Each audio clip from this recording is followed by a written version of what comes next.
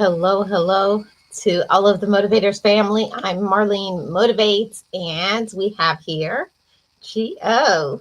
Yes. I'm Geo from the Boss Life Online, Team Build with Geo, and Friends with Super Channels. Yes, thank you so much for accepting the invitation to collaborate because this is a topic that is very sensitive in nature. And I know that it's not something easy to talk about, but we're going to get through it. We're going to talk about some things. So if you see my camera turn off, that means I'm over here shedding some tears. Okay. So you got to forgive me for that part. But yes. So today's topic, we're going to be talking about grief and how it's a double edged sword. And we're going to be navigating the light and the shadow of loss. And we're going to talk about it from a perspective of personal growth, how the grief can help you, how the grief can grow you. But we're going to get into all of those things. Before that, I want to say welcome to everybody who is here in the chat. Hey, realists. Of course, Boss Life Online, you brought your channel in here. So welcome everybody, and anybody who is in the background, welcome. I understand if you guys don't talk on this one, me and Jill will be doing the talking today. We looked up some information that we think is very useful to everybody. Um, Thank you, Realist, and you as well. And everybody who is in here, this topic today is not just for me. This topic today is for anybody who has ever lost somebody that they really love. Okay? You have something to say, Gio? Um,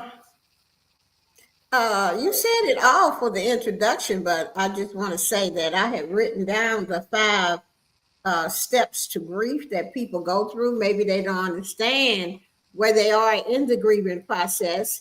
And if you understand where you are in the grieving process, it will help you a bit better to say, oh, it's okay, I'm right here.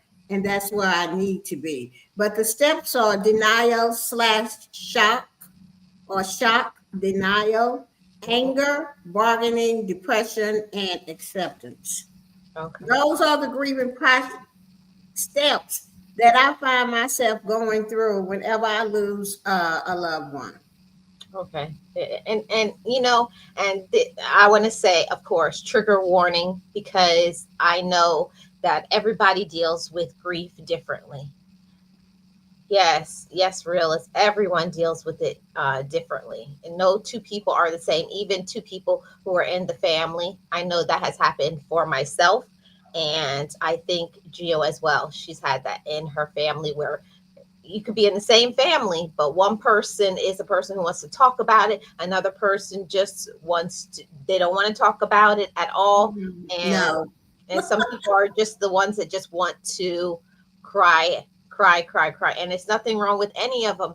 This topic is not to point fingers or to say your way of grieving is wrong. It's just important for us to know that it's okay to grieve. And Right. I know for me, Gio, it was hard for me to even, I felt guilty to grieve because I felt like if you see people around you and they're not crying or they're not, talking about things, you feel like, oh, I shouldn't be handling it this way. Yeah, and I just want to point out to people that yes, everybody grieves differently, but what I found out about grief from my own grief is that you can be in shock and then you'll go down to if I coulda, woulda, shoulda, which is bargaining. It goes back and forth to each one of those things until you get to sadness and acceptance. But Yes. that triggers me when I was in therapy. I asked my therapist about that. Why do I some days I feel like I'm in shock, it's a dream. And then the other day I just get so sad or I want to, be in acceptance and then I go back to bargaining. If I would have done this, this wouldn't happen. So grief can it just however it is, it comes for you. But she told me that that's how it happens sometimes, and that it's okay to be in all of those places as long as you know where you are, it'll be a little bit better to handle. I don't know if people will understand that, but I do because As long as I know I'm in the bargaining stage, I know I'm okay. Because that's a Yes. part of grief. Okay. Yes. That's what I want to say. Yeah, thank you for sharing that. Rilla says, when my uncle passed, I felt guilty because I didn't automatically cry along with everyone else. Later on, I did when I seen that obituary. Yeah. Everybody handles grief differently. You know, It's, everybody. yeah. So, today's topic, grief's double-edged sword, and I feel that this is a very appropriate title because that's just what, when you lose somebody, it's a double-edged sword. Because I'll say this, when someone you love passes away, it's like you were blessed because you knew them, but at the same time you miss them. Right. And you're sad that they're gone. It's Yes. such a double-edged sword. Hmm. It's like, I remember all the good times with my mom, my first cousins, my brother's kids, and my little sister that passed away a long time ago when I was maybe about 7 or 8. I Wow. remember all those good times. And so, that's what grief does. Sometimes it'll make you remember all the good times, but then right after that, or slash, you get sad because you miss them. So it's a double deal until you get into true acceptance. Right. And I want to say for myself, the reason for today's topic is Geo knows, but maybe some of you may not know. But my nephew was, I know you're not supposed to say this on live, but I'm just going to say it because that's what it is. My nephew was murdered. And it's one of those things that's like, when I first heard the news, it was like, what? I was like, I just talked to him. My first thing was denial. I was like, no, it's not. I was like, I just talked to him. And I told my sister, I'm going to call him. And my sister's like, really? She's like, he is not going to pick up the phone. I said, well, I'm going to call him. And when I did call him and the phone went to voicemail, that's when it was like, this could be Yeah, real. I was like, because I didn't believe them. I thought it was a prank.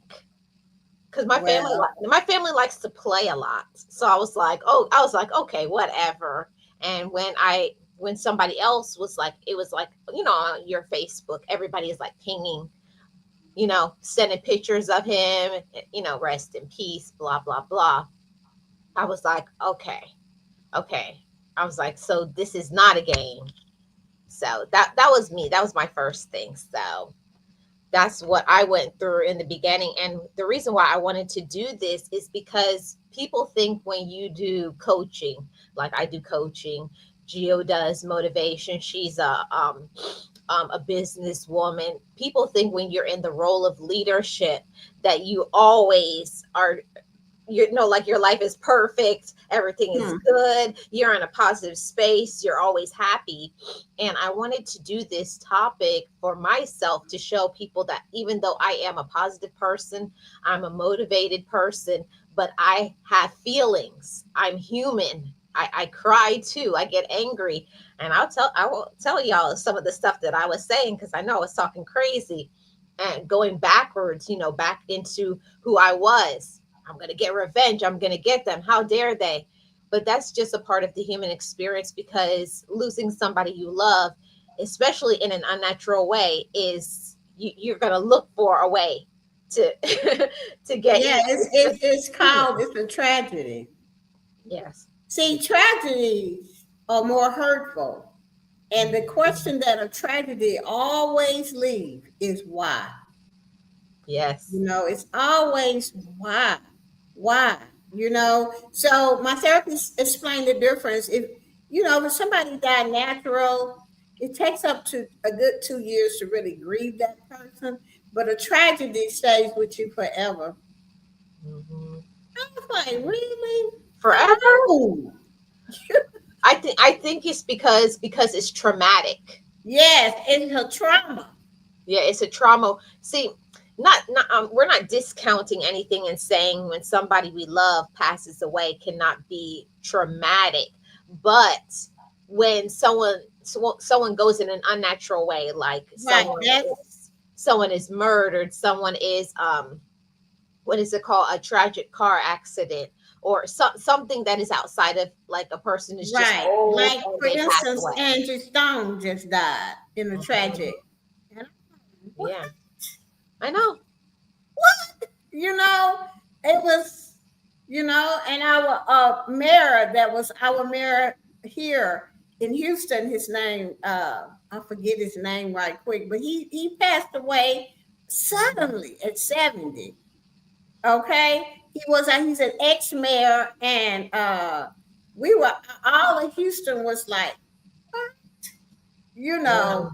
So, but his death came from cancer. We all knew that Okay. he had cancer. So to me, I was kind of like upset about it, but I would get through that much quicker than I will if somebody actually would have murdered him. It's a Yeah. trauma. It's Mhm. it's always leave you with that why. Yeah. And Because you oh, go ahead, Jill. because you'll never know what really happened because you wasn't there. I Hmm. don't know. It's really hard to explain unless you've been through it. Yeah, and it's one of those things of speculation. Everybody can always talk about, oh, this is the reason why it happened, and that's what is happening right now in my family. Oh, it was this, and because he did this and he did that, and whatever, and people will say all kinds of stuff. But if you weren't there and you don't know, it's always going to be a question mark in our mind. Yeah. It's always going to be a question mark. So I did You want to have say, to you have to find a way when that question mark come up when it's a trauma like that. You have to find a way to just say, I can't stay in that place. I'm never gonna know why. So I'm just gonna have to let that go. You have to have a power greater than yourself to just let it go to. You know what I'm saying? And it still bothers you. I'm not saying that it won't. But mhm, if when you have the tools to know how to let it go, then you'll be better. That question doesn't as time goes by, that question don't come as much. yeah. I think in the beginning, it's just like, Right, right, why? I don't know about everybody else, but I can say for me, in different people that I have loved that has passed away, I was saying, why me? Like it's a personal thing. Like they did this to me, when it's not just you, it's everybody that they loved. And when I right, started thinking about it in those terms, that helped me a lot because I was not the only one affected by the loss. right. Hmm. So, Gio, first I want to go through the comments, and if I missed a comment, and then we're going to get into the information that we found. Okay. Okay. Um, Realist says sometimes it might not hit us until a year or two later. Yeah, that's true. That's true, Realist. And he also says it literally wouldn't do us any good to stay in that place. Doesn't. But I'll tell you something. In this moment right now, I think I'm going to be in the anger stage for a while, because it's not like, okay, he went out, he was drinking, and he get into an accident. That's one of the things, like, you shouldn't have been drinking. But I'll tell you guys a little bit of what happened. He was coming out of his house. He just left his grandmother's house, walking to the car, puts the food, because you know what grannies do, they make you a plate of food. He puts the food on the top of the car, and then he's get the keys to put in the car, and he was ambushed from behind.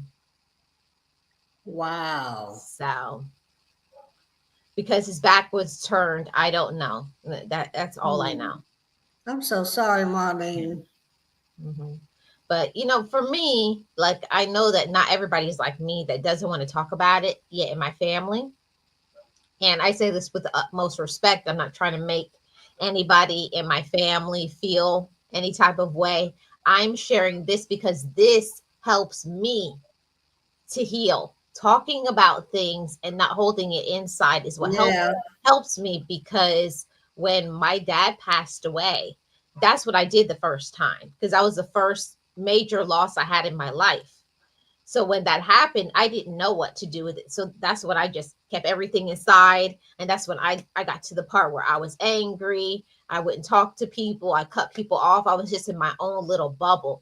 And I promised myself that I wasn't going to do that if it ever happened to me again. So that's the Right. reason why I talk about things. And I want to say that to everybody.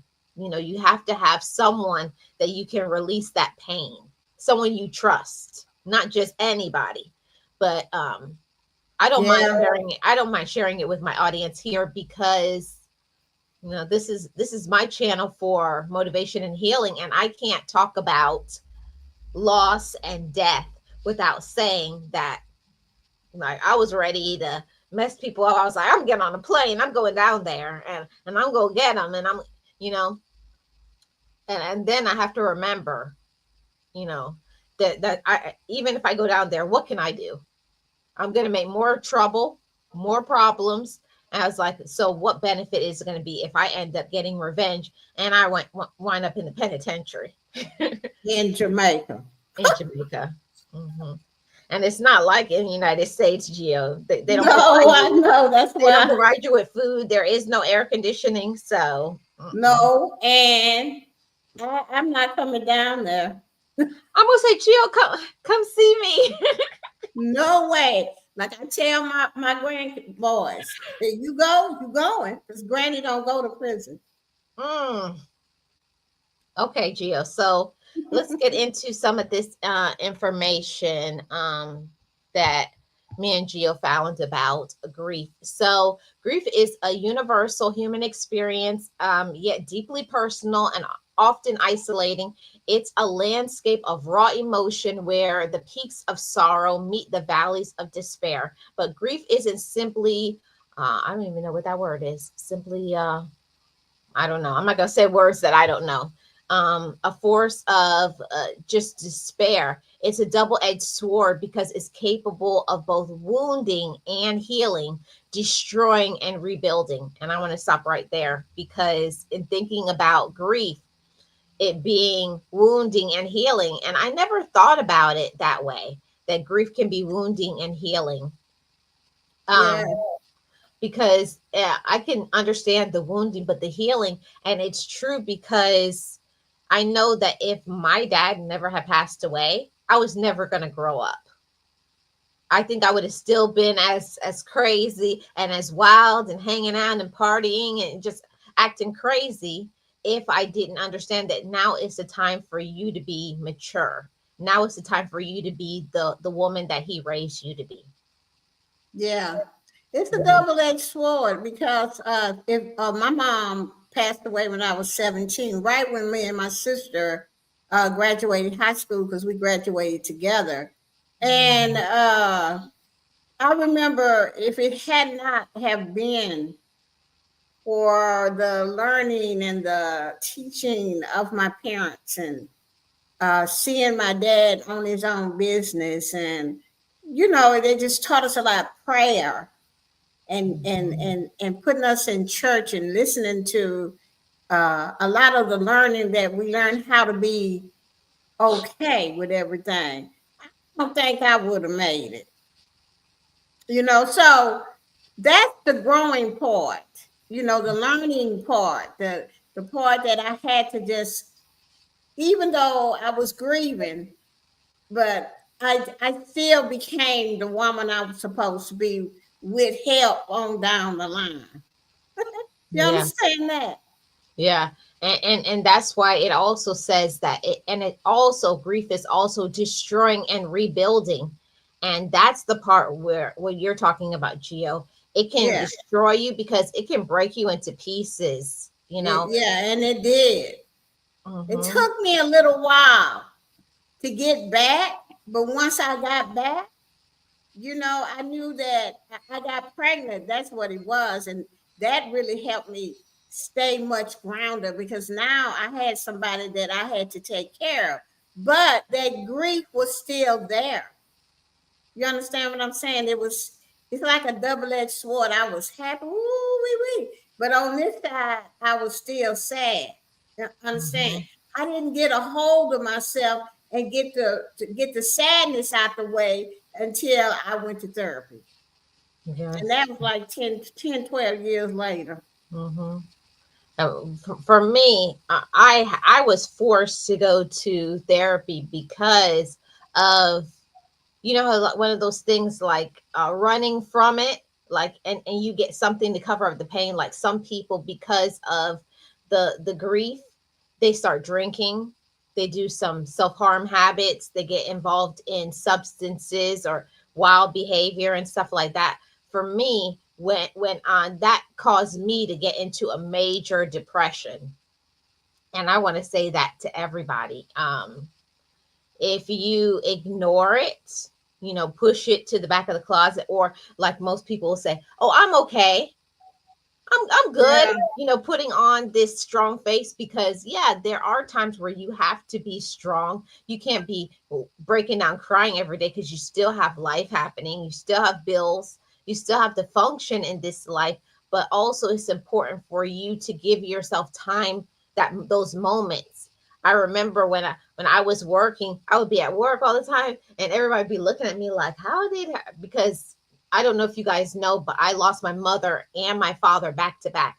My dad died in October and my mom died in May.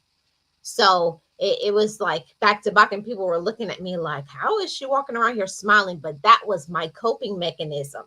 I didn't want people to feel sorry for me. And that was not good, because I was like, "Oh, yeah, I'm good." And everybody's like, "You're good?" I was like, "Yeah." I was like, "Oh, yeah, I'm fine." But girl, when I would go home, I take my purse, I would just open the door and just throw the purse. Sometimes I just drop my body on the ground and just start screaming, crying. And I'd be down there a long time crying, screaming, tear up my room, take everything out of my closet, throw it everywhere. That's how I coped. And that was every day. I would be able to smile. "Hi, how's everybody doing? Okay, good to see everybody." Wow. Yep. And then every night I went home screaming, throwing stuff, you know, and I did that for almost a year. We all have to do what we have to do, Marlene. You Mhm. know, I in order to just get through whatever it took, that's what it took.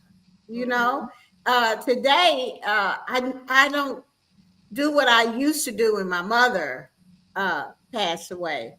Mhm. I just know that that what I do to, like, when my first cousin Alfred passed away, this was just last year. And then Mhm. my brother's daughter passed away, and then the other one passed away. I mean, it was like, darn, I knew this time, because of what I went through in therapy and my mom and all of that. I didn't want to, push all of that down. Because I cried my eyes out at each one of them's funeral. I tried to talk at the funerals. You know what I'm saying? I just said, I wrote my letter to dear God, Jesus, and the Holy Spirit. I wrote a letter to my brother and my mother, and I was good. I mean, I was Yep. still sad, but it did not control me to the point Mhm. to where I had to go do something stupid. Yeah. And can you share a little bit about writing a letter to your loved one, and how that can help?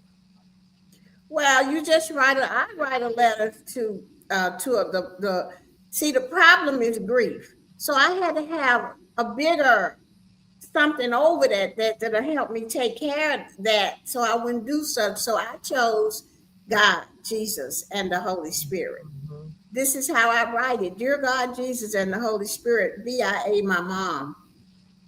Hey, mom, God is supposed to tell you this, and then I write, today, Charles, we lost Charles Ray, which is my brother, your son, and I felt really bad and sad, and there was nothing I could do. I say, but if I know him, he would want me to go on with my life. And I hope he's there with you in your arms and stuff like that. Mm. But as you're writing this, it's freeing, even as I'm saying it today.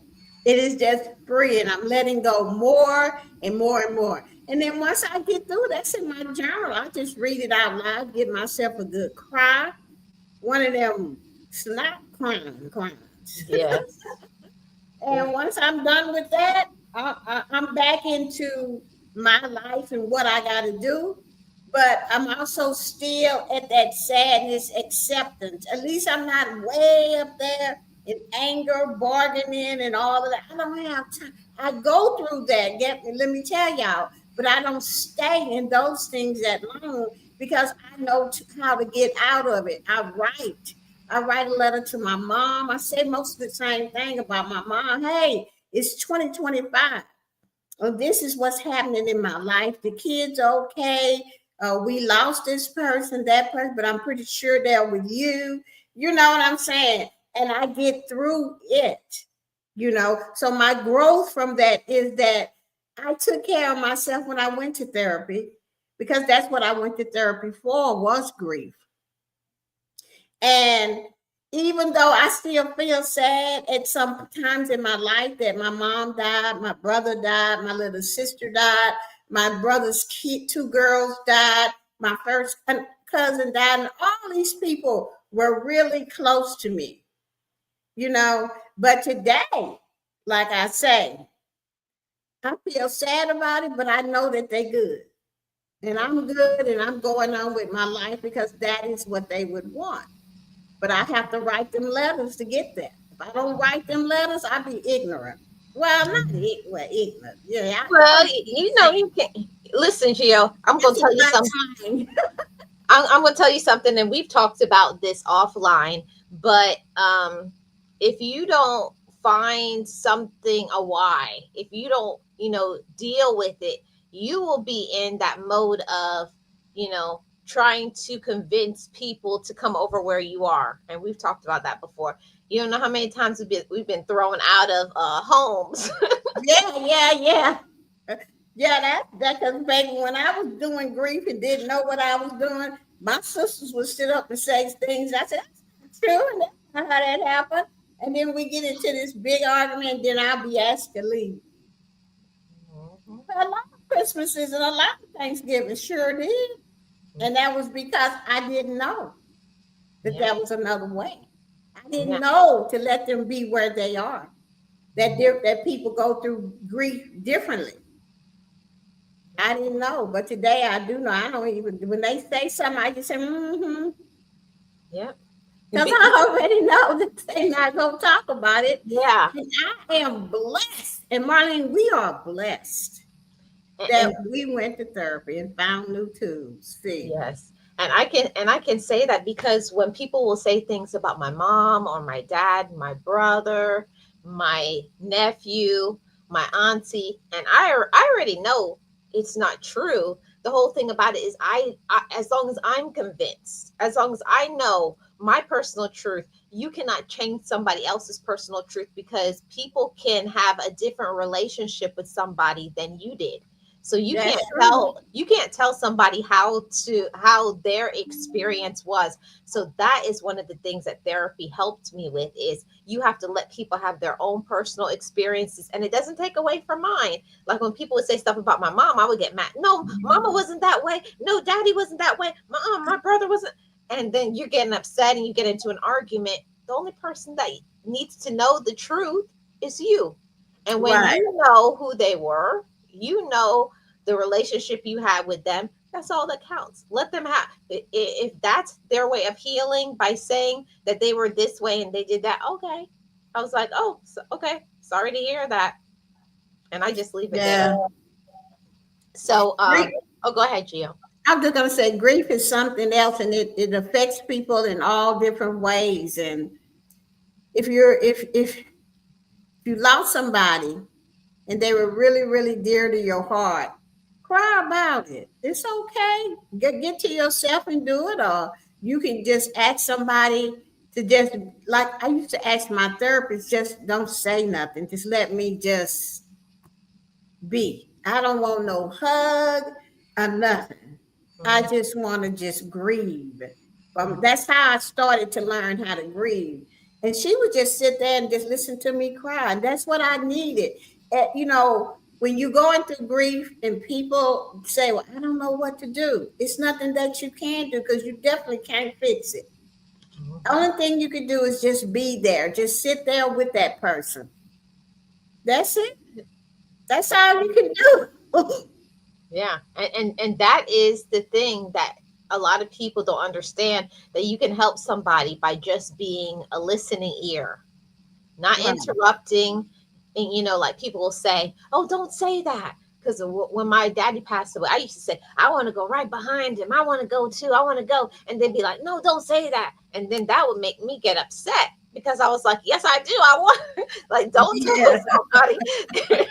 So, like, let them have their say, let them, because you're going to talk crazy, you're going to have some wild thoughts in your head, but let them have that feeling. And then in a few days, you circle back and say, how are you today? Oh, I'm better, I'm glad I had that cry, I know I shouldn't have said that, but I'm good now. you know Yeah. okay, so let's talk about the okay, you said you were sharing the stages of grief. Can you say that again, Gio? The stages of grief. The stages of grief is denial and shock. Hmm. Okay, that's the first thing is shock. Like, "Oh, Yeah. no, anger is child. I'm gonna mess somebody up, or they should. You can even be angry at the person, Yeah. you know. And then bargaining is maybe if I would have done this, this wouldn't have happened. Maybe if I would have loaned them that money, they wouldn't have went out and robbed somebody. Yeah. It's that if I could have, would have, should have stage. And then depression is just depression. Hmm. You just sad, just Yeah. so sad. Yeah, I've been there. I understand that. And then it's acceptance is when you have accepted the death, that whatever all of the surroundings that went with it and the circumstances that went with it, and you okay. You're not okay maybe with the circumstances, but you have accepted it. And then you'll feel that relief and you'll go on. And most of the time, people start thinking about just the good times. Yeah, that's when you know that you've healed, when you start talking about the good things, and, Right, and the things that the places you used to go, and you reminisce and you laugh about stuff. That's when you know that you not got over it. And that's one thing that I want to say. Like, people will say, oh, you'll get over it. You never get over losing somebody you love. You don't get over it, but you learn to get through it day right. by day. And you don't let that grief control you and make you stay angry. If I coulda, woulda, shoulda, or in the depression stage, or even the shock stage as well. It will not control you. You'll stay in acceptance.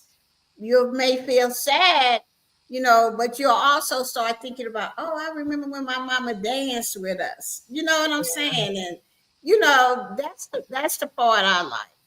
Yeah, that's the stage that I like about, in thinking about, you think about the good times and not just the negatives. Oh, my mama did this to me, or my daddy did this, or my uncle, or whoever the person was in our life. You don't talk about the bad things. You think about the positive memories or the things that they taught you, and it's with a feeling of, you got a smile on your face, or you laugh about something. That's when you know that you're on that mode of healing and the Right. personal growth. And it takes a while to get there.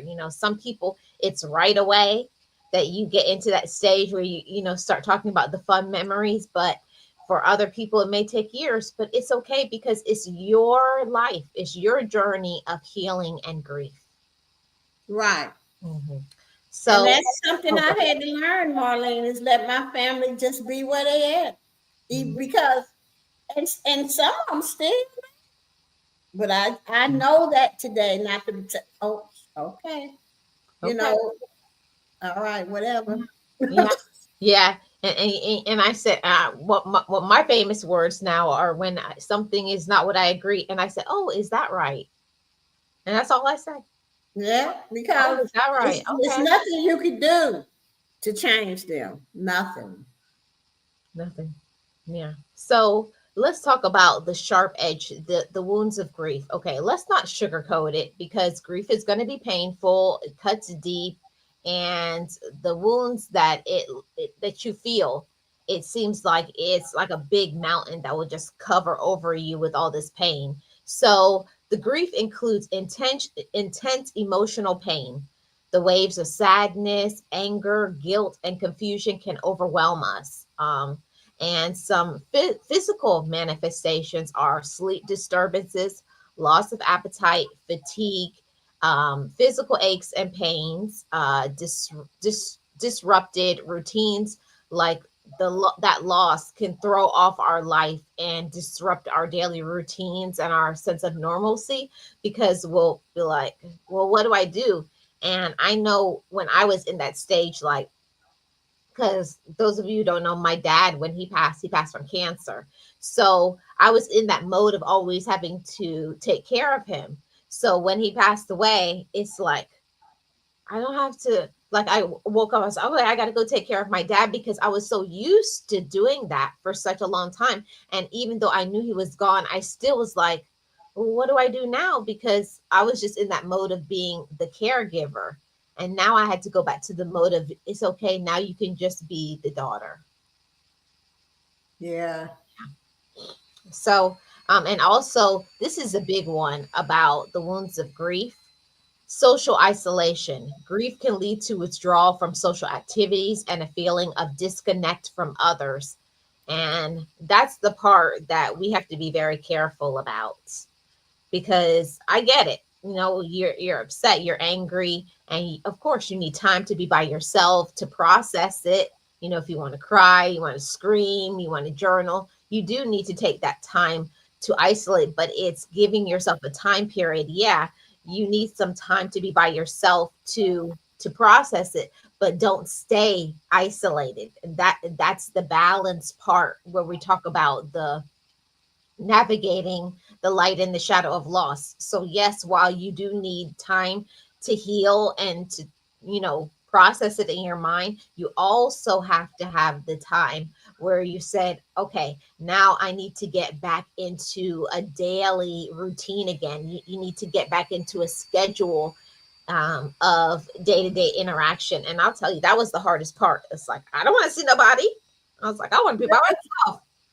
Oh, I don't want no, and my thing is, I don't want nobody asking me about it, because that's the thing that will drive you crazy in the beginning. Everybody's like, "How are you doing? How are you doing? Are you okay? Are you okay?" And I was like, "Oh, please, someone stop asking me that question."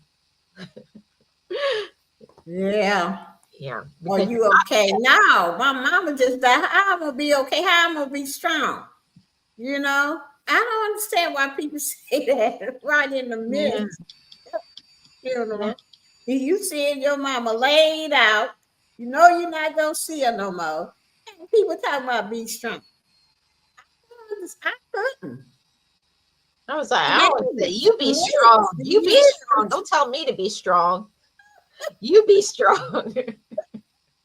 And the reason it's not funny, but I used to couldn't even laugh, y'all. No, no, Okay. right, Gio. And we're not saying this because we're making fun of it or it's funny in any way, but we're just saying it because now that me and Gio have worked on ourselves, we've gone through therapy, we've done the work, we've shed those tears, we've become Right. accountable for what we done, and all of these things when it comes to the loss. That's why you can laugh about things once you have healed, but when you have not healed, all there is bitterness and anger. Right. And I'm so glad to be done with that bitterness and anger. Ooh, Lord, that's just a way, it weigh you down. You That's a, know, and you can't get through nothing. You can't finish nothing. You ain't got no friends. Lord, grief is just will mess you up. I've been there, done it. That's what winded me up in therapy. I went to work one day and I got triggered. Head on the desk, could not raise my head. My head felt like it was something on it, and I couldn't. All I could do was cry. That's what grief will do for you. At some point in time, it's gonna say, "Gotcha." yeah. It So will. make sure that you are grieving for the person and not holding it in and stuff like that. But one of the things that you mentioned, I don't think you got to that part about the No, spiritual we're part. gonna get to that part. We're gonna get to that part. Now we're gonna talk about the healing edge, okay? And this is the part where we're talking about navigating the light and the shadow, because this is the part of where the light can come in after a very dark period of time, okay? Grief inflicts pain and also holds the potential for profound growth. The healing edge of grief includes increased empathy and compassion.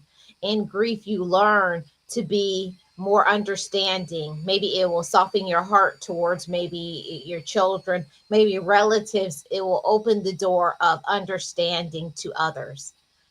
It also gives you strength and resilience. Navigating grief builds resilience. And I can't tell you how true that is. You didn't know how strong you were until something like this happened. There's nothing that could have prepared me for what happened on Tuesday. There's nothing in the world. It's like your whole world comes, like the ground, opens underneath you, and you feel like you're going to go down into that hole because of the amount of pain that you feel. But when you go through things like that, that's when your compassion opens up. Like, you become closer to the people who you really love. It makes you have a different feeling about them because they're still here. That's what happened for me. I can't say for everybody. Losing people in my life, it really opened up my eyes to not take people for granted, to communicate, like, and to tell them, not just making an assumption like, oh, they know I love them. Now I don't play about those things. Now, every single time, my brothers, my sisters, my friends, everybody that I love, I tell them I love them, because there was a time where I wish I would have told, my mother that I loved her. And I didn't know it was my last day with her. She was going to the doctor. And the night before, and she was like, oh, I'm going to the doctor. My mom had white coat syndrome. I don't know if you guys know what that means, but every time my mom would go to the doctor, her blood pressure would go up because of the anxiety of going to the doctor. And I was like, oh, mom, please, you're going to be fine. Like, you're tripping. And she was like, okay, okay, okay. And I wish then I had said something different and not, you're tripping, because I don't know, maybe her heart was breaking down at that. I don't know. But, those are the things that, I go through my mind. It's like, is that really the last thing you said to your mother? But it is what it is, because Yeah. everybody in the family used to say that. Oh, come on, mom. Okay. He's going to be okay. You just going to the doctor. And then that was it. She went to the doctor, and Yeah. that's when she coded at the doctor's office. So it's one of those things that you can't change what happened, but going through that made me think differently, moving forward. When I have conversations, Right. I don't like to end conversations in anger and shouting or things like that. Like, if somebody's getting me upset, that's the time where I just say, okay, I'll talk to you later. I Right. love you. And then end it instead of, like, say, oh, I'll tell them tomorrow that I'm sorry. No, when something happens, you need to immediately deal with that, instead of feeling, because that's the thing about humans, we feel like we have time. Oh, I'll talk to them next week. Yeah. Yeah. You know, grief is a process, and however long it takes you to grieve, it's okay. One day it might be, whoo, and the other day it might be, oh man, you know, I remember when my mama did this and that. It's a back and forth thing, but you will get through it if you allow yourself to. Okay, and one of the things that grief brought me back to was God. Okay, that was a big thing for us as kids, as teenagers, and up until the time my mama died. Okay, then it was all God's fault. You see, but I learned through this grieving process that God don't participate in ugly. He don't participate in nothing negative. It's all about love. And once I came back to that and was able to give some of this pain and grief to a power greater than myself, is when I started back saying, "Oh Lord, thank you. Take me back. Please take me back." I'm sorry for everything I said Yeah, and done. I didn't mean it. I was crazy. I was missing my mama, but if you just take me back, I know I'll be okay. And that's what happened. And that's just me. I'm not saying that everybody else is going to have the same light bulb that went off in my head or experience that I did, but it brought me to some peace, that I could give all of that pain to a power greater than myself so I don't have to carry it anymore. That's what grief done for me. It freed me up to be who I am today. It freed me up to tell somebody else that it's okay to cry. It's okay to grieve your loved ones for as long as it takes. But at least know where you are in the grieving process so it don't have to take over your life. Yes, I love that because that was the next point in talking about the healing edge of the sword is that spiritual growth. And for some, grief opens a doorway to spiritual exploration and a deeper understanding of life's mysteries. And based on what is your belief system spiritually, um, that can help you to get closer to that.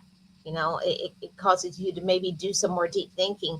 And for me, with the loss, it increased my faith because I learned that I can't trust in the flesh and blood, that I need to depend on the spirit, okay, to help me to get through this because that pain, that deep pain, like if you guys know about that deep pain when you feel like you're in a rabbit hole and you drop down in that hole and you can't get out of that Yeah. dark space, you need something more than what you possess as a human being.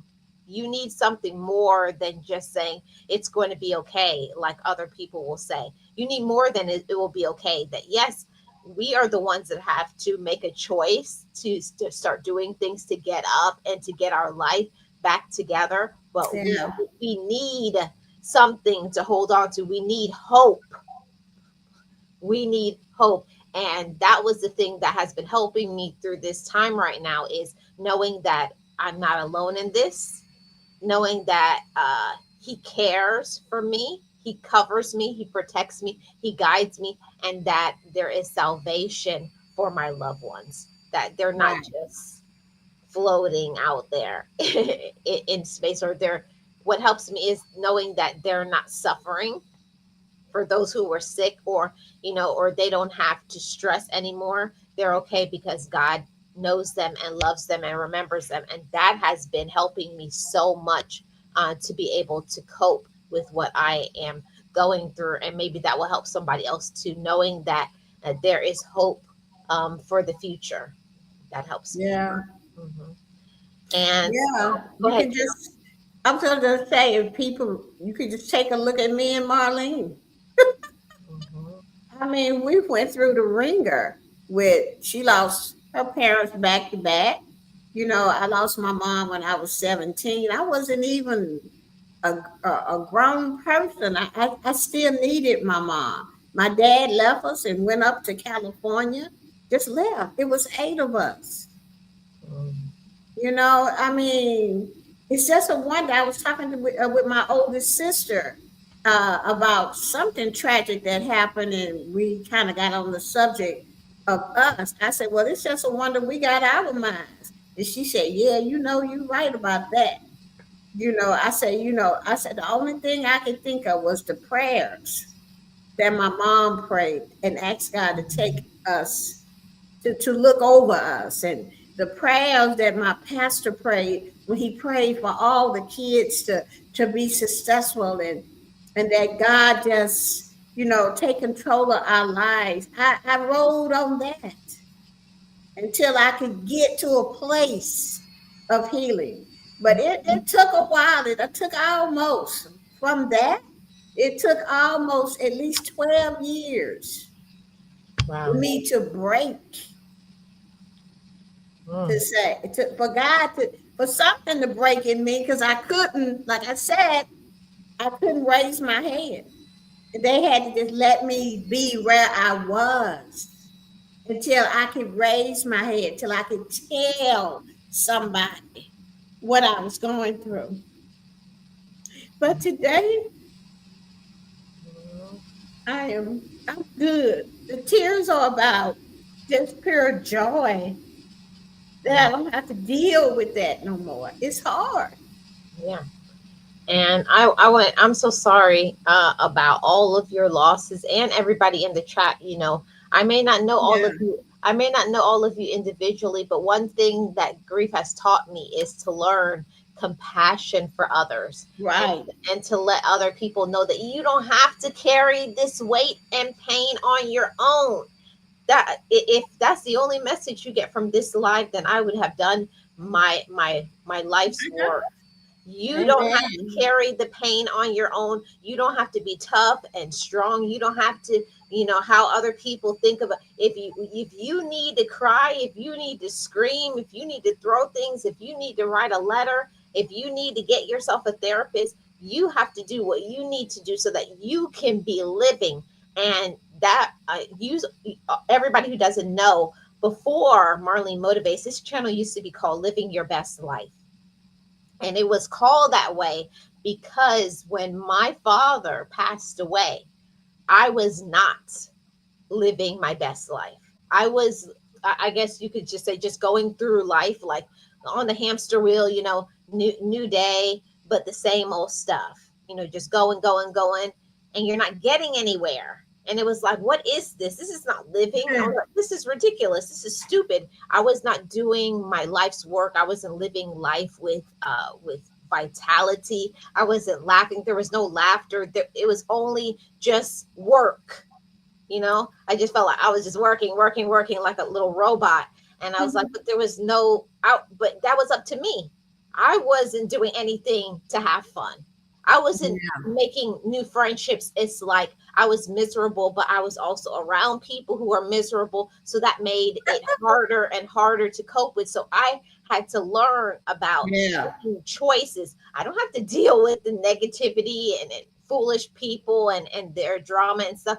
You can make a choice to back away from those people, block those people, and find yourself some good people that will be Yeah. supportive and understanding and listen to you and love you. That is very important in your difficult periods, especially in your grief, to have people that will really love you in those times, hug you, kiss you, reaffirm love, like, you're valuable. That's important to hear when you're going through grief, is knowing that we still want you here. Don't give up. Don't stop fighting, and don't stop being yourself. Right. And just because me and Marlene, we are really good friends. Everybody knows that knows us. Mhm. Uh, but we've been through some stuff. Okay. And most of the time you see us, we're talking about up things, positive things, and how to get there. And you don't see a lot of the tears and what we actually, we made it. That's why I wrote that song about we made it. We are blessed that we made it so that we can tell other people you can make it too. It's it's not all about, I wouldn't be who I am today and can speak this way if I don't hadn't went through what I went through, and I'm not the only one that lost a parent and then the father just left. Mhm. You that's more than that. That's like a double-edged sword there too. Yes. And you have to get through that. And if this has ever happened to you, you could get through it. I love that, Gio. I love that. I love that. You can get through it. And I'm so proud of you. And I'm proud of everybody who is listening in this chat, those who are watching in the replay, just so that you know that you're not alone. Don't see sometimes that negativity, sometimes our pain, if you don't check Yeah. it, It will swallow you up. It will eat you up. That pain will just, it just feels like pain is your only portion. And it's like you have to stop fixating. And it's, this life is about what you focus on. And if you only focus on what you don't have, and this happened to me, you have to look for positives. That was Yeah. so important for me in helping me to get through the past week. Looking Right. for what I have. I have good friendships. I've matured. You know, I'm responsible. I love God. I'm in a leadership role. I've changed my life. I have peace now. I take care of me. I know about Yeah. communication. Like those are the things that I can say are my overflow and abundance of blessings that I have gained from this loss. And that's why I said there is light in the shadow of the loss, because you have to think about what you have learned and who you have grown into because of it. Mhm. Yeah, and and I want people to see, some of the pain, some of the hurt, the tears, because I am Gio, you know, and I am real. And this is when you meet me and we talk about these types of things, I'm going to have compassion for you Mhm. because of what I've been through, you know. Yeah. I'm going to have love for you, you know. And sometimes I might get mad with you. All of these things Yeah. come from grief. This is the double-edged sword. You learn because things Mhm. have happened to you. Yeah. You don't sit there and say, be strong. I was 17. Yeah. How are you going to be strong? You were a baby. That's didn't know nothing. You were a baby, Gio. And the thing about it is, people will say things. This is what I wanted to say. I wrote that down in my notes and I forgot to put it. But people will say things during your loss that will be very hurtful. I remember when my mom passed away, people told me at that time at my mother's funeral, oh look That's at what I'm you, oh look saying. at you gained some weight. What the? I was like, Yeah, what that at got the to do? funeral, like, why are you bringing up my weight? When my mom, Yeah, instead of saying, how can I help you? We right. love you. Something you have to be saying, oh, you gained weight. I was like, okay. Child, look, when It's like uh, it's just like people can be so insensitive, and I feel like this is my personal opinion. I'm not speaking for Gio or anybody, but I feel like when something happens to you, I feel like the devil attacks you yeah, at your lowest moments. That's when you're gonna find it's gonna be all these people who are waiting for the opportunity of your weak moments to say something because they want to break you. right. Most people that, and to be honest with you, Marlene, when I look back on, I used to be mad at them people. Mhm. Why Oh ask yeah. me to be strong when I was only just 17? I needed my mother. She was laying there dead. And you telling me to be strong, you know? And as I went through my grief, as I went through to my with my therapist to get help, I forgave those people because I have learned to put myself in other people's shoes when possible. Not all the time, Not all the time, when, because sometimes when you're like, possible, you know, and maybe that's all they knew to say. yeah, but you know what I learned from therapy? Therapy taught me that people can only give you what they are. Thank you. That's where I'm coming from. They only know what was taught to them. And Hmm. see, a lot of it, I used to be mad at my parents for a couple things too, Hmm. but they only gave us what their parents gave them. It's hard, Yeah, it's hard. It's tough when you have to go back and grow up all over again. Hmm. And you have to go back and cry all over again just to forgive. But the forgiveness is for you. Mhm. I understand that. But it took me a long 5 years. That's how come I stayed 5 years, because the process of forgiveness and grief almost is kind of like the same in a way. It's the same thing. It's the same, and it was hard. It's the same and it's different. Yes, and that's how come I stay in my lane. I There don't you fool go. with nobody. Don't come Mhm. up here fooling with me, because Yeah, you're gonna get it. yeah. I'm not going to just let you sit up here and do anything to me. I'm not And going to have disrespect that. me. Yep. Right. And where I am in my life now is because of what happened to me, and Yes. time and things that I happened was outside of my control. I'm very protective of the people that I care about. So Yeah. I'm in the mode of my life. If you mess with my people, you mess with me. That's how it is. Yeah. It was like, no, I was like, what did you say? And I It, want to highlight this comment from Sirius. She said, "You two are an inspiration and a motivational force.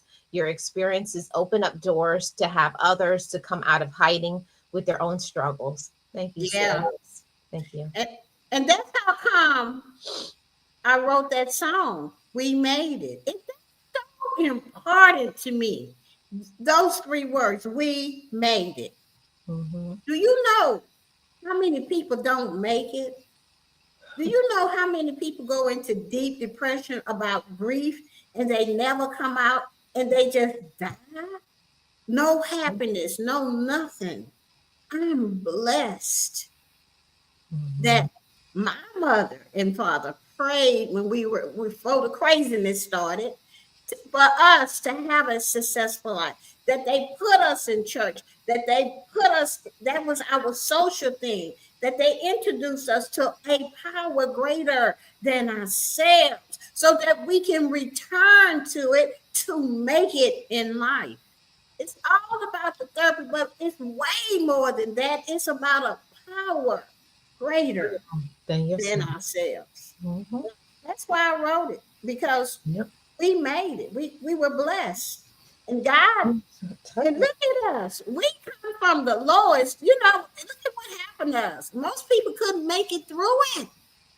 But God said, you too are going to make it. In some way, He hooked us up. That's what I'm trying to say. Like I think about things all the time about who I was, and I've shared it with Gio. Gio knows this about me, but you guys may not know. I used to be one of the most angry persons that you would ever meet. Like I would read any moment. Like so, I'm like, "What you say?" I was always ready, and my family's still like, "Come on, girl, chill." Like I was always ready to jump, or I always had an attitude, or it was always something. And then my issue was I was always blaming everybody for the way my life was, when my Yeah. life was the way it was because of my attitude. And therapy helped me to look at myself in the mirror, and that's why I said it brought light into my life, because now that I didn't have my mom or my dad saying things to me or things like that. I had to say, you know what, it's time for you to start being a role model. It's time for you to for it to not be another generation of brokenness, because I can't speak for everybody, but in my situation, we had a very dysfunctional family. We didn't communicate about things. Not that there wasn't love in our family, but there was a breakdown of communication. We didn't understand about boundaries and telling each other we love each other and Mm. how important we are and we're here for them. That is important. And I wanted to be the person in my family to break that generational curse. We're not going to assume I'm not going because I don't want to go. It's not, no, I'm just not going. And then other people assume, oh, they're not going because, and they fill in their own narrative, their own story. No, I'm not going because I don't want to go. We had to start to learn that in my family, that it was okay for us to be honest with each other. It was okay if you don't want to go somewhere, if you don't want to do something, if you don't like it. You have to tell people how you feel. They may not like it, but we taught each other respect. Yeah. And that was something that I'm proud. And I think that was the reason why I was born. I was born to bring about healing, not only for myself, but my family, and to extend it to everybody on this platform. You don't have to be who you were. You're not your environment. You're not your past. You're who you choose to be today. And I'm proud of Right. that. Yeah. Well, Yeah. I've been blessed that I have made it through. You see what I'm saying? Yes. Those where those words have come from, because it's a lot of people that started out in that grief group that I was going to for 5 years. I had therapy, plus she put me in a grief group. A Mhm. lot of them didn't make it. A lot of them dead, took their own lives, because that's what, if it's somebody that important to you and they pass away, or they pass away tragically, or something else, I don't know, happened, you have to grieve it, because grief will break your heart. Yeah. And what the thing is that a lot of people don't understand about grief being a darkness, it will cast a shadow over you if you let it. You know, Yeah, that's one of the things that I had to learn, is that I had a choice. I remember my therapist told me that I had a choice to not have pain. And I was like, girl, you crazy. I was like, I said, who wants this pain? I said, I don't want to be upset. I don't want to be angry. I don't want to be bitter. And she says, you make a choice. You have to make a choice to not be bitter. You have to make a choice to see the light at the end of the tunnel. You have to make a choice to be grateful. You have to make a choice to what did you learn? What did this transform my life into? Who am I because of that? That's all choices. And you're only making the choice to only focus on the pain, when you could be yeah, making a choice to say, who I am. What did I learn? And I'm grateful for that, because she woke me up. Like, hello, like yeah, you're going to have your sadness. You're going to have your pain. You're going to think about it. You'll be upset sometimes, yeah, but then you let yourself cry about it. And I'm grateful now, because I have tools today. Like, what if that yeah, happened to me when my father had passed away, I would have went right into the depression. But because of my tools, because of my therapy, because I love myself today, because I know what to do in situations, I didn't stay in that deep hole. right, Like before, I used to be like in that pit. Now, I'm not gonna lie and tell you, but the day after, I did stay in my bed screaming and crying, because I was grieving, like it just hit me. But I didn't let myself stay there. Now I have the tools to know I will let myself cry, but I put a time limit on it. It says, okay, well, you want to have a breakdown? I'll give you 1 hour, and then it's time for you to wipe your tears and get on with your day. I have tools yeah, now. Like before, I didn't understand that you shouldn't just be uh, in the bed crying your eyes out all day. And that's what I used to do, not talking to anybody. Okay, I'll give you the hour. Then you need to call somebody. You need to get up, get yourself together, and go on with your life, because that's who you are today. I have to remind myself that yeah, I have a purpose today.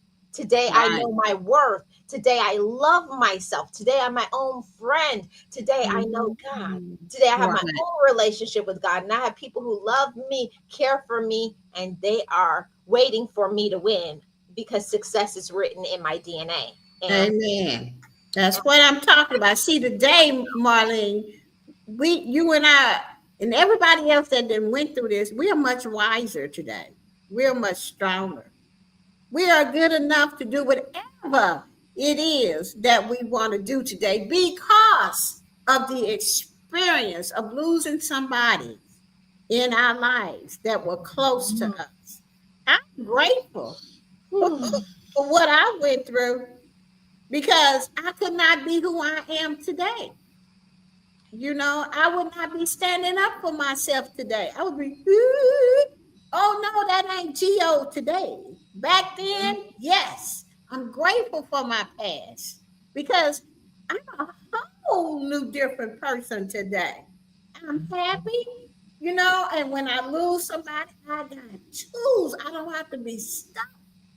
You better believe I am grateful for this double-edged sword because it got me to be who I am Yes. today. And I love me today. I love me some Marlene. I love my family. I let them be where they are. This is what grief has done for me. It has grown me up to be a happy Mhm. person. And I don't have to have a relationship to be happy. My relationship is with God. And And with then my everything else underneath that. Mhm. Okay? I am a precious child of Oh, God. God, yes. Amen, Gia. Amen to all of it. I concur with all of it. I agree. Hey, Rochelle, and hey, Nate, and everybody who is in the chat. Thank you guys so much for being here. I did want to say this, Gio, that when you go through, when it just happens, right? When it's new, right? Oh, yeah. Oh my God, I have to tell you. See, and I'm a person when something happens, I'm not a person that's how do you say it? I'm not a person who reacts immediately. I've never been that type of person. I'm the type of person that's like, what are you talking about? Like, it didn't hit me right away. It took me Right. a few hours. And then the next day I woke up, and when I start thinking about it, looking at pictures and stuff, then it's like, this is real. I was like, they're really gone. And then you go about processing it. Then you go about finding out now what to do next. And now I'm in the mode of, before it used to be that I was so involved in how I feel. And now when things happen, I'm able to take myself out of it and to think about other people. Right. Like Right. right now, because that's my brother's son. I can reach out to the family and see how they're doing. And see, before I didn't know how to do that because I was selfish, Gio. Before I healed me, it was all about me all the time. It was Marlene's world. It was only what affected Marlene, and now I can see how is my sister-in-law? How are my nieces and nephews? How are the people that loved it? Like, how are my siblings? Right. I can do that because God has worked on me, and I love that for me, and I love that for other people, because now I can be a good friend, I can be a Right. sister, I can be a mentor, I can be a coach. I can teach. I feel like, to say it this way, losing people that I love has transformed me into a role model. Thank you. And I feel like that's a beautiful thing for you to achieve so much personal growth through a storm, through a struggle, through such dark times, such hurtful things. And I feel like that happened to me because I think God knows who we are. God knows, Right. He knows what we're capable of. And I think during those times, He's like, okay, I'm about to do something big in their life so that they can step up, so that they can mature, so that they can learn accountability, so they can work on some other issues, so that they can be a benefit not only to themselves. And I have to say this, Gio, I didn't know that I was responsible for my own mental health. I used to think that I was like, nobody's supporting me. I don't know about you all, but that's where I was back when my dad passed away. It was like, nobody's supporting me. And I didn't understand. I had to learn to support myself. I had to learn to be able to speak up and say, this is how I'm feeling. And it's okay to feel this way. Right. Mm-hmm. Yeah. Yeah. Grief will grow you up. It will, especially if it's a trauma, if it's just a regular death. I mean, nothing is regular. Everything it hurts. You know what I'm trying to say here. But I'm just grateful that I made it through all of that and I got on the right path.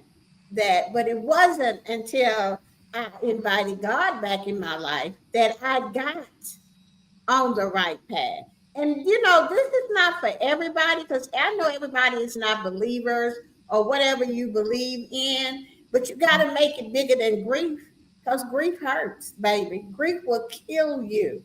Grief will Yes. have you depressed and angry and bitter. Grief, that's what grief does.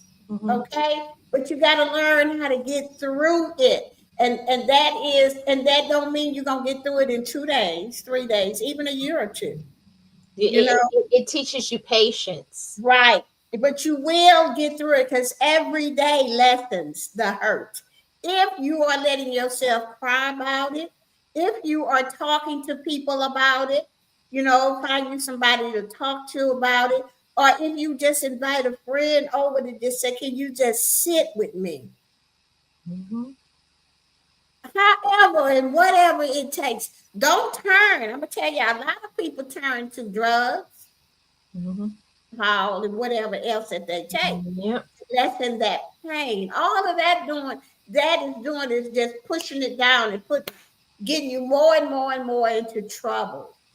Yeah, and I will add to that too, Gio. And don't forget about people become promiscuous. Like Yeah, they get like wild sexually because it's out of acting out or I think my therapist said that you always find something that makes you feel good. For other right. people, for some people, it's sex.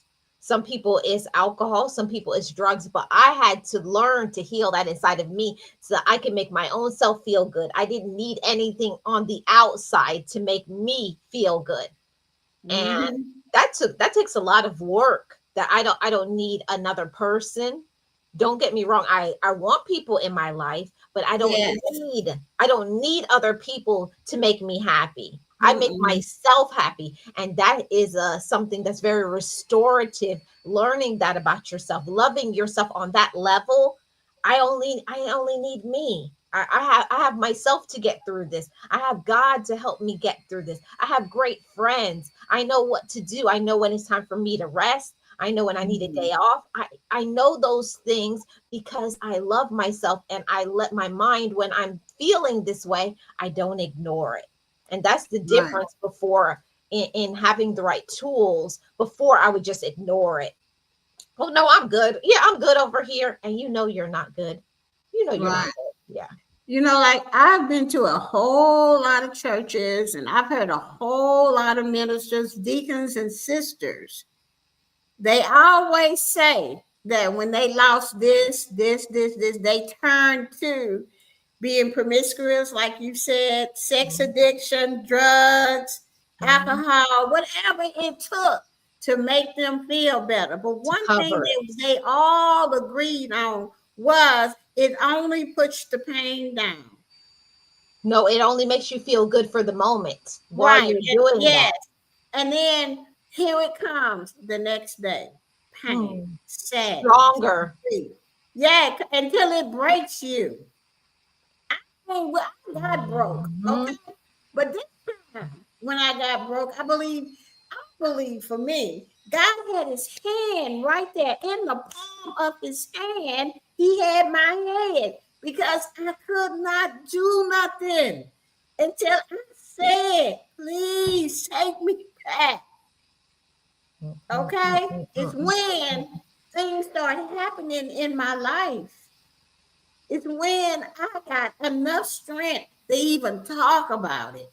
That's how I know what grief can do. Because even though I was going through life, Marlene, it was still this darkness, this sadness, and I couldn't get Mhm. rid of it. Yep. Gio, I know exactly what you're talking about. And that's what I talk about, walking around with rose colored glasses. The Right, other people can't see what you're going through. And that's what I'm talking about, transparency versus honesty. You can be honest, but it doesn't mean you're being transparent. And I had to learn to be transparent with myself. You can't be honest with everybody because everybody does not have the right to know your personal and private struggles, but you right. need to learn to be transparent with yourself. Today, Yeah, I'm not that's having a true. good day, and I give myself the permission to rest. I give myself the permission to cry, to whatever, to scream, whatever I need to do so that I can be okay. And that Right. is something that this society needs to welcome more, and people need to be more understanding about that. They're not having a good day. It doesn't make them a bad person, doesn't make them a bad man, doesn't make you a bad woman. It just means you are having your own personal time. And we need to Yeah. give people that right and say, whenever you need me, I'm here for you. Not be like, oh, please, she's over there crying. Oh, he's over there crying. Oh, they're weak, or laughing at you. People need to learn to be more compassionate in people's sorrow. Like, oh, I'm so sorry. And give them their space instead of talking about somebody. You know what I'm saying?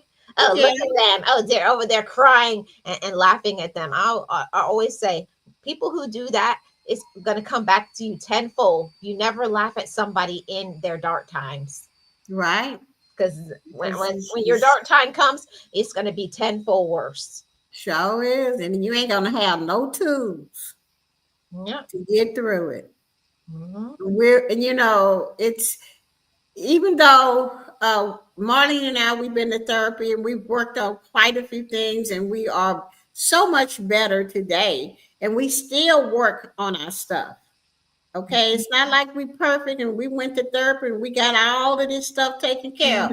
No, we work on things that come up from the past. We work because sometimes I can watch a movie and it'll trigger me, and I go right back to that day. I'm telling y'all Mm. that my mother passed. I would go right back to that day when I fell apart. Okay, but today I can say it's okay, G. You still grieving that part. So what you got to do is you got to come on back. You know, to the present. Don't stay in the past. You come back here to the present. You get your journal out and you write, "Dear God, Jesus, and the Holy Spirit." Yeah. That's what keeps me sane. Yep. You gotta I find something that keeps you sane. you have to, and that's why I'm very adamant. I have a fire about knowing your why and developing it. It's not just saying this is my why, this is my purpose. What does that why cause you to do? And actively, you have to find things to keep you going, because your why when you were in your 20s is not going to be your why in your 50s, 60s, No. 70s. It's going to keep evolving and changing. And that's the part that I love about personal growth, is knowing that what helped me maybe 6 months ago, I've outgrown that, because I've learned, I've grown, I've done certain things, I've gained certain knowledge, and I'm stronger than I was. So now I have to develop a new why. And I want to say that to anybody, because your why from 10 years ago should not be your why today, or you're Yeah. not growing as a woman or as a man.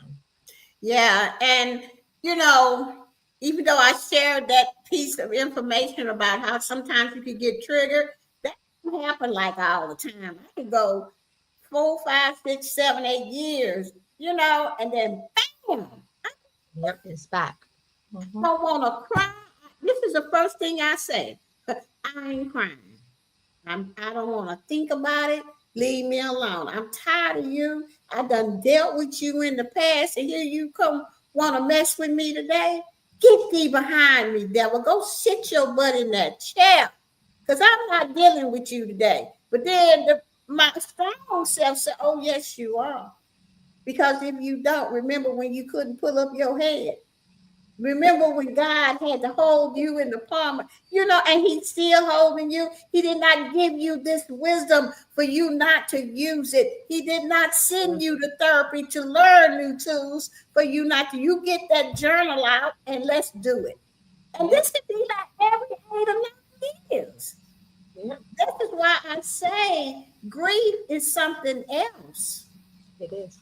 It's his own monster. And also, Gia, when I have been in spaces where I can't lift my head up, and I have prayed about it, and I have journaled, and I still can't get the relief. And this is when you need to be woman enough or man enough to have your accountability partners, your friends, your loved ones, and say, I'm not good today. I need some help. And that's when you have those those people that are going to pour into you and say, Jill, you're enough. Yeah, Marlene, you're enough. I know you don't feel like it today, but you're enough. And yeah, you're one foot in front of the other. And I love when I have people like that, which I did not have before. And I had to learn that to stop looking for support from people who don't possess it themselves. I had to right. learn to go outside and search for a good friend, search Mhm. for a mentor, search for a therapist because I deserve that. I don't have to sit with the pain. I know now when I was like, this is not lifting. I was like, I've done the work today. I was like, it's just not in me today. I was like, I can't feel Right, this one. I'd be like, hey Gio, hey this person, or let's go out, let's do something. You have to get yourself active.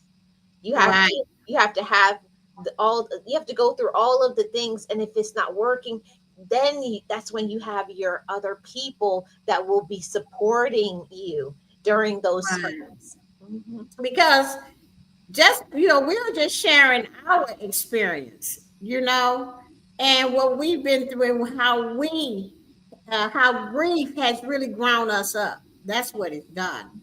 It made us be accountable. And also another thing, Marlene, that grief has done for me is to recognize the past Mm, there and you go. learn from the past so that I don't make these mistakes in the future or in the present.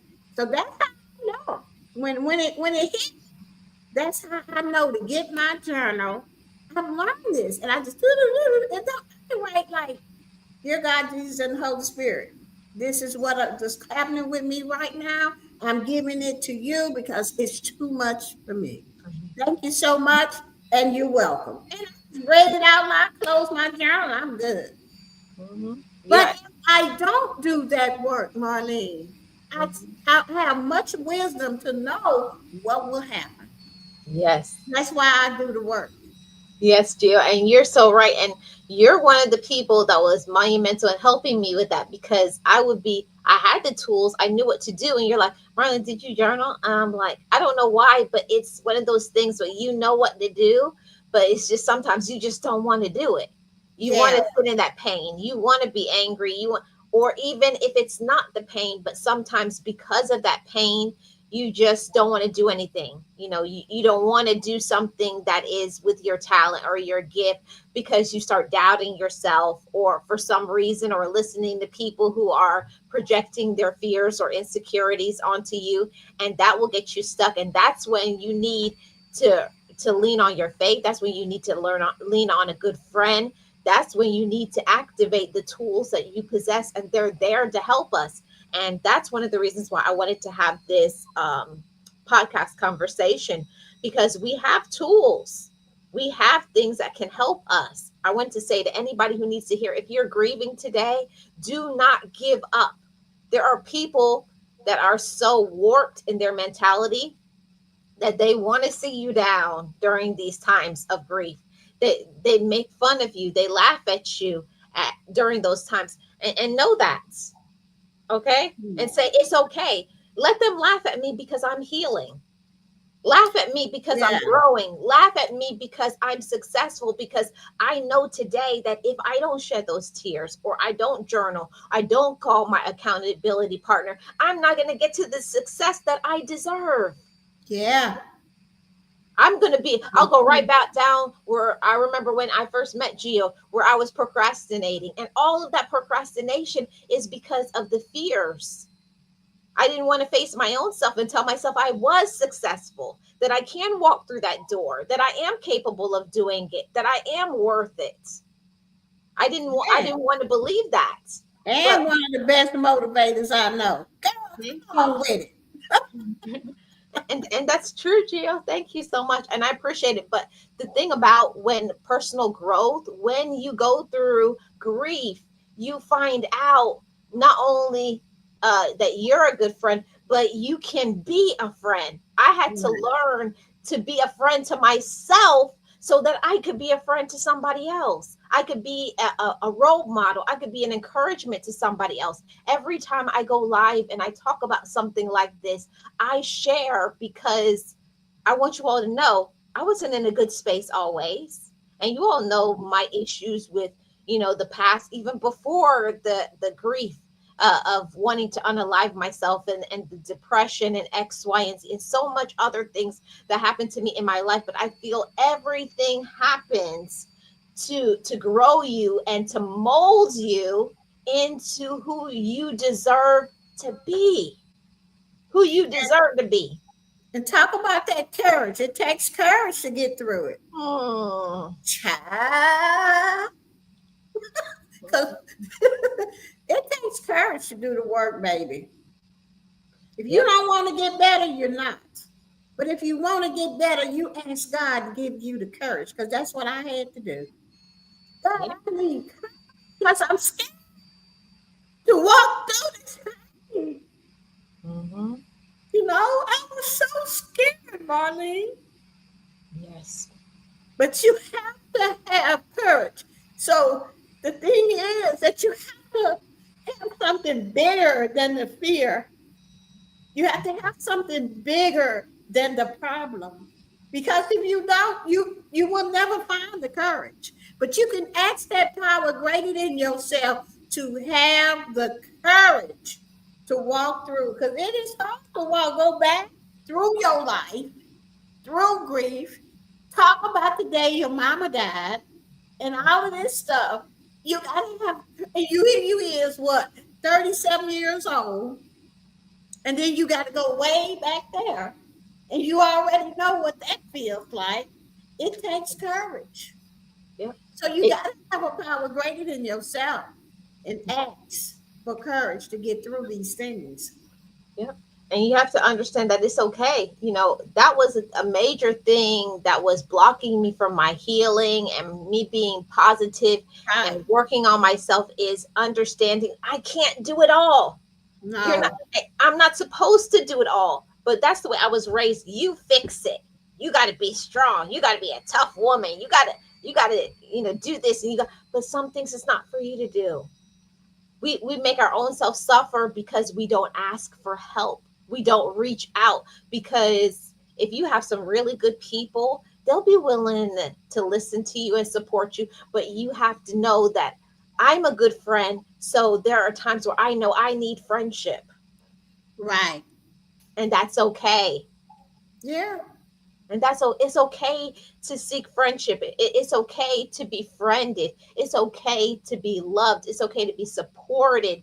And for me, being a motivational person, I need motivation sometimes. And Yeah. that was hard for me to accept, because you're always so used to giving and pouring out the motivation, pouring out the love. But who is pouring love into you? Right. Yeah. That's why I'm very picky about my friends today, Hmm. because I'm not trying to go back down that lonely road I was on, feeling sad and didn't know what to do. I'm not trying to go back there. I'm trying to let you send me back there and nobody else. I don't care if I cry on my live. I don't care if you see me cry and make ugly faces. Because see, Gio is steady working on her stuff. Gio is steady on that road, gonna make it to heaven. What about you? Yeah, and that's what I'm talking about. Sirius says, Merlin, God worked on you. You activated your faith and belief. Your strength is remarkable. And Yeah. Sirius, that's something nice to say, but I accept that with humility, not with a big head, because it's not me. Amen. It's not me. That's what Yeah, people don't understand. It's not me. It was because God activated that inside of me.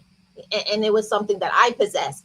And I used to feel some type of way of accepting, um, accepting so accolades. Somebody saying you're a good person, or you're good at. I used to feel some type of way because I didn't like the spotlight. But it's not about spotlight. It's your example. What you're saying is helping somebody. You have to be a beacon of light. And I remember when my mentor told me that before she passed away. She said, Marlene, you're going to help so much people. You're going to reach so much people, but you got to fix this. You got to fix your heart. You got to work on your confidence. You got to work on loving yourself, because you can't teach people about love until you possess it. Yeah. You And got can to I believe just in say this? yourself. Yeah, Marlene, God knocked on our door. He knocked on our hearts. The thing that the reason why people say good things about us and stuff like that, because when he knocked on our hearts, we opened the door. See, we We were said, obedient. "Come We were on in." obedient. We said, "Come on in. I'm Mhm. scared, but just come on in and you heal me." Because when you do, I'm gonna open my mouth and I'm gonna tell people what you done for me. I'm gonna tell people about how I made it through grief. That's how come people write good things about us, because we heard the knock and we knew we couldn't do it by ourselves, and we open up our hearts. This is why we are here today. It's Yes.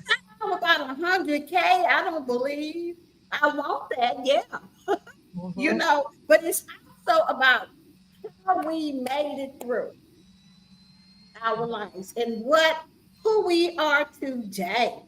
We're Yes. some happy girls. Yeah. Whoop, whoop, whoop. You know, Yeah. all Yeah. because we opened up our heart and heard that knock. That's what You're right. I feel. You're right. You're right, Jill. And I wanted to acknowledge Shay Love. Thank you for the super chat. I appreciate it. And you know what we have to do when the super chat hits. Thank you, Shay.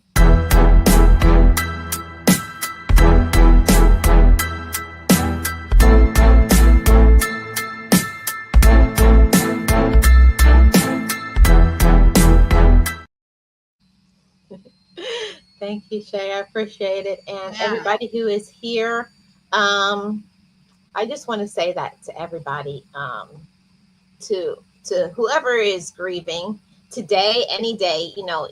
You may come back to this video 6 months later, a year later, but the message is still going to be there. Continue on. Keep your head up. Love yourself. If you need in that moment to scream, to cry, to journal, you need a hug. And that's the Yeah. thing, that's the thing we have to learn. Know yourself. Today I don't feel guilty. Like, I know to call people. Like, I'll call my sister or my brother or somebody in my life. I was like, I need a hug. Can you come and hug me? I'm mature enough to know that about myself. I don't need to go outside and look for it in a relationship. I know I need that hug. I don't need it from anybody else. I don't need it outside in romance. I need it from certain people. I Sometimes I just need it from my brother. Sometimes I need it from my sister. Sometimes I need it from my friend. Sometimes I need for God to put my heart back together because I feel broken in that moment. And then he reminds me that he covers me and protects me and loves me, and he shepherds me and he covers me in every dark moment. He is there. He is my supporter and he is my friend. That's when I Amen. know. That's when I know. And that's why I said, and I have grown, because before I used to be ashamed to say, God, I need you. Not Amen. today. Not today. Not today. Today, I know how to say, God, I need you. And I also know how to pray for myself, which I used to be like hesitant to do before. And I used to be a praying soldier, praying for everybody, but never praying for myself. Not anymore. I say, I need you. I need you right now. Because Dear God I Jesus. have to be strong in order to be strong for other people. How are you going to be a Amen. leader and the leader is crumbling and the leader is broken? And Gio, I didn't ask for this. You didn't Mm, ask for leadership. I didn't ask to be a leader, but mm. God knew our story. He knows our strength. He knows who we need to reach with our story and our life and our knowledge, and let him do the rest. And the same thing for you all. Let God do the rest. Let God do the rest. Don't be afraid to say, I Yeah. need you. Don't be afraid to reach out to a friend. Don't be afraid to journal. Don't be Yeah. afraid to grieve and to be sad. It's okay. Okay. I wanted to say that to everybody. Yeah. Right. So, go ahead, Gio. I was just gonna say, I'm just so glad that we met. I remember when we first met. I think you were living your best life, yes, Yes. and I think you may have had some growth in that particular time that I met you because you were talking my language, and I said, "Oh, I know this girl been to therapy because them is therapy words." I was in I had just finished therapy when I met you, and remember, I had the message on my heart because I remember when God was like, "You need to share what you've been through with other people." I was like, "I don't want to share with people." And remember, when I first started, I said it, but I was like, "Okay, guys, you gotta be encouraged." And I was saying it, but I didn't have the power. I didn't believe it. I didn't have the Right. confidence yet. But I was starting on my walk of faith, my walk of trusting myself and trusting God. And as I've gotten stronger, you saw when I first started, I used to be doing lives in my bonnet. Yeah, and I was like, "Girl, what's wrong with you?" I used to be like, okay, guys, be encouraged, be motivated in my bonnet. But But I've seen Marlene grow over the years that we've been friends, and she I remember because me, I was already through a lot of my pain when I met her. I was mhm, already the person mostly that you see today. I still got some growing to do. mhm. Okay. But so when I met her, I was like, "Girl, why you put her in my life?" Yeah, you were saying, why I gotta have this? Like, why is this my friend? And the same thing, I said the same thing about you. People don't know that about you. Gio came in my life for her to be somebody. I needed somebody to be like, girl, what are you doing? I needed a friend that was strong and that would say things to me because that's not the people that I had around me. They were afraid to say, Marlene, you need to do this and this and this. Like, why are you hesitating? Believe in yourself. Be confident. I already knew what I should do, but I needed somebody to not be afraid to say that to me. Come on, Right. let's be successful. You're successful. Go and be who you are. And that's why you came in my life. You don't even know that, but Yeah. you did. I think everything doesn't happen by, it's no coincidence. Right. Yeah. Because I remember I used to say, I need to stop crying on my lives and stuff. And I think you told me it's okay to do that because, see, you genuine. And that's who you are. And I was like, she might be right on that. So I thought about it and I was like, you know what? Forget it. Because what makes me happy, y'all, is when I can look back, talk about Speak. it, see the growth, and say, "Thank you, Jesus. I'm not who I used to be. Mm. Thank you, God." That is how come why a lot of my tears, that's what they are about. Yeah. Because I was truly messed up. Gio, listen, girl. Listen. You guys just have no idea. Like, people have no idea the personal growth Gio has made because you only know Gio today, but you don't know the Gio 10, 15 years ago, just like me. You don't know the Marlene 10, 15 years ago, but I'm grateful that Gio went to therapy. I'm grateful I went to therapy. I'm grateful that now I know how to speak up because I remember when I had that. I feel like it was God speaking to me that day, and He was like, "You need to speak louder because people need to hear you." And I was like, "Oh God, I'm speaking." He's like, "Speak louder." And then she called me, talking about somebody put under my a video that, "Baby, you saying all the right things, but you need to speak up." And she was mad about it. I was fighting mad. I was mad. I was like, I'm gonna block them. And and my mentor said, why you gonna block them? They're telling you the truth. And that is the thing that I'm talking about, is how your gift can grow you. I knew that I had a gift of motivation, but I was afraid to say what I wanted to Right. say. And the truth hurts when somebody tells you something you know that is going to grow you, but when you're not ready for it, you'll get mad at the person. Right. And I told her, I said, well, Marlene, do you turn up your phone? Well, I was trying to say it nicely to her. No, you needed to just give it to me raw. And then I just said, well, you do need to speak up because people need to, you need to show more confidence. How can you cannot do that. You got to tell your story, baby. You got to own it. Yeah. When I'm gonna tell you my story, trust me, I'm gonna own it. And you're gonna know it. I don't care if I have to talk through 3,000 tears, I'm gonna finish it. You Yeah. know what I'm saying? I'm gonna tell you what God has opened my mouth up to tell you. And that's just the bottom line to it because I'm not afraid anymore of who I am today because I am so Yes. better than I was when I was 17, all the way up to 37 when I made it to treatment. That was a long time to be sad. It's a long for all of that pain to be building Yeah, that was a long. It's a wonder I made it. That's and, why I wrote that song. I keep trying to tell y'all.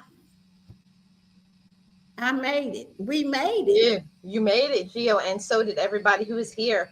You made it through some mountain-like struggles or things that you thought you would never get over that. I remember when my dad passed away, I said, I'm never gonna get through this. Who am I without my daddy? Because I'm a daddy's girl and I'm always gonna be a daddy's girl. But now these days, I take all the things that my daddy taught me and I say with confidence, I'm Victor's daughter, so I'm gonna show it. He was like, said, baby, you got a message. I remember when I told my dad before he passed away, I said, Dad, I'm doing YouTube now. He said, that's right, baby. He said, what you talk about? I said, motivation. And he says, well, go and motivate the people. That's what I remember when I'm feeling down. When my daddy told me that on his deathbed. Go Oh, motivate the people. And my first book, I'm dedicating it to my dad, and that's going to be the foreword. Go motivate the people. My daddy said that. And I'm doing it, Daddy. And I know he's proud of me. I know my mom is yes, proud of me. you are. Yes, and my auntie and my uncle and my nephew. Amen. Every person that I lose, I feel I get stronger. Right. And I am one of your biggest fans, and you know it. Oh, Do not call me with the bull, okay? Like, you lost your mind. yes, because I have to say this. Before I used to, every time I would get upset or I would doubt myself or something would happen, I would say, I'm going to delete my channel. I'm going to delete it. I was like, nobody ain't watching anyways, because it's only natural for us to get discouraged when you're not getting Yeah. views or you're not growing on the level that you want to. But, a little growth is still growth. That's how I had to learn to look at it. It's not going to happen on your terms. It happens when it's supposed to happen for you. And now I've been steadily seeing growth because it takes people time to find you, just like I've told you before, Gio. Your people just haven't found you yet. That doesn't Right. mean your message. That doesn't mean that you don't have good content. It just means your people have not found you yet. But they're coming. Yeah. Yeah. But the thing Also, about it is you have to be ready for them. right. You have to get ready to be ready. So, Mhm. you said you were going through, Marlene, when you first started. I You used know to be what like, I'm hi guys, this is living your best life. And people used to be like, what in the world? It's like, is your mic up? Oh, jeez. So now, if you got 100K people,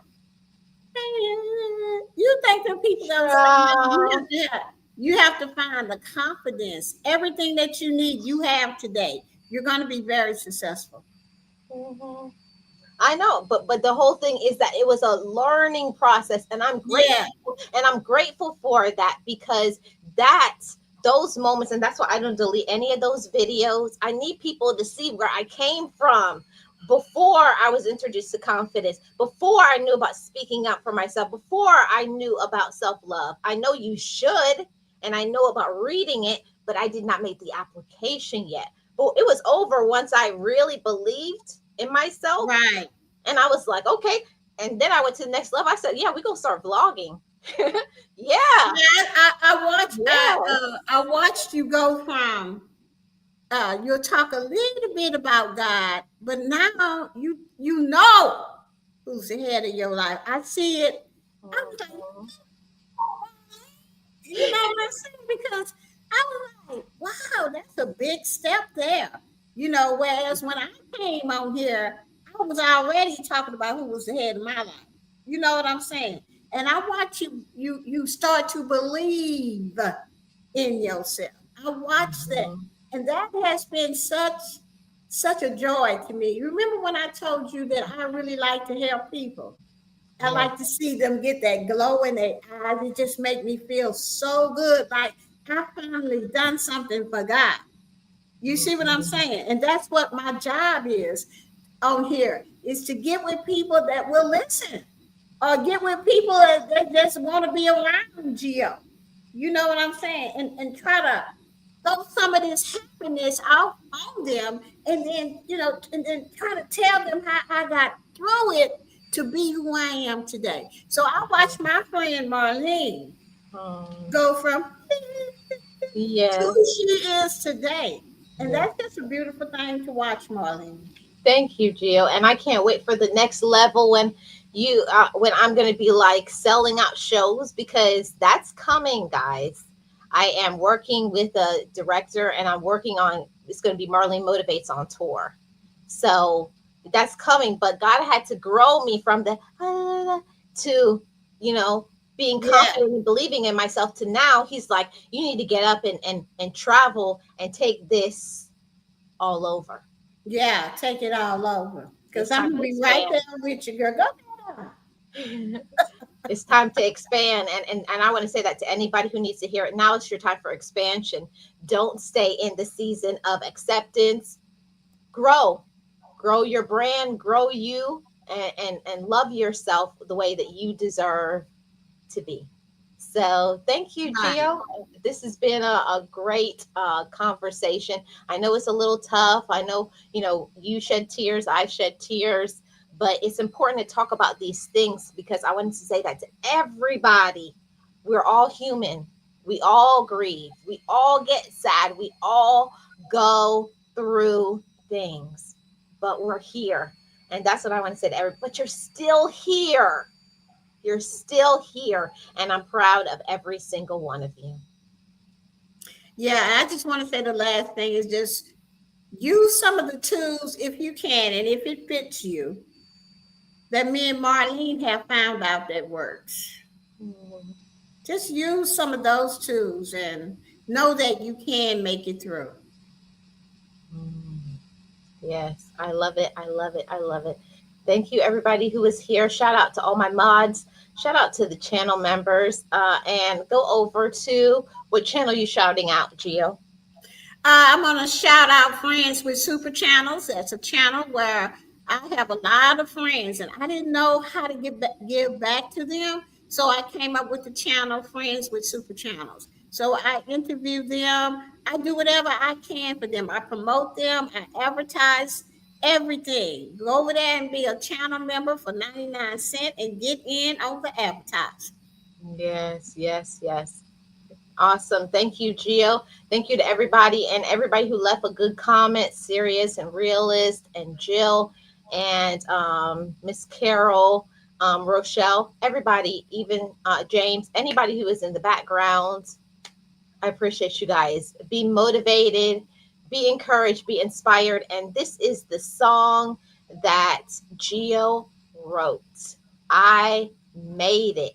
I'm gonna play that next, but first I'm gonna play the song that me and Gio we worked on this song together.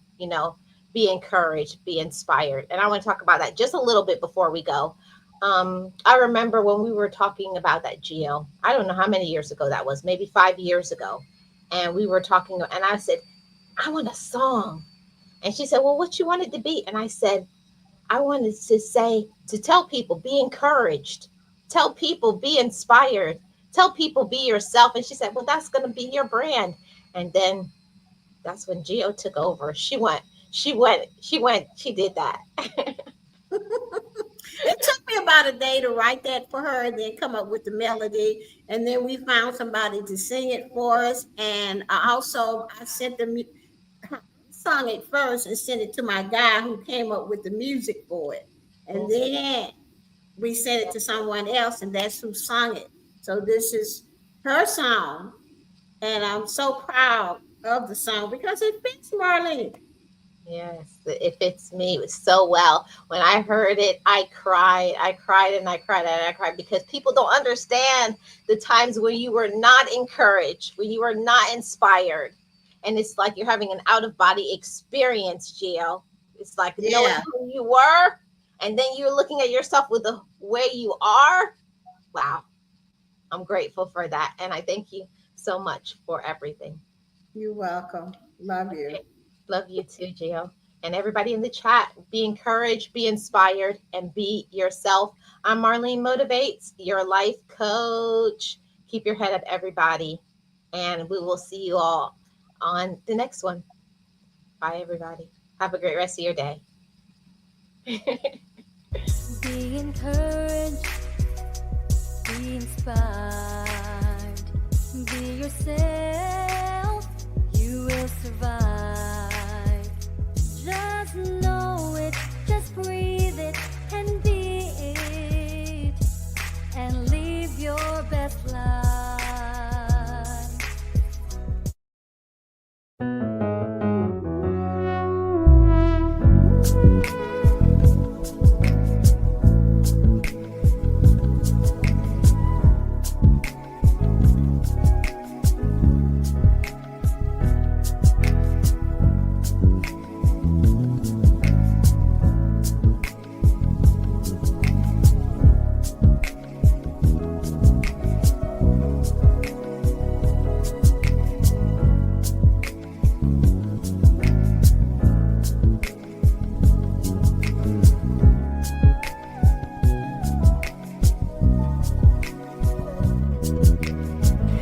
Forgive me, I love me. I've been blessed that I have made it through. I'm stronger and worthy. I am enough now. What about you? I forgive me, I love me. I've been blessed that I have made it through. I'm stronger and worthy. I am enough now. What about you? Ooh, oh.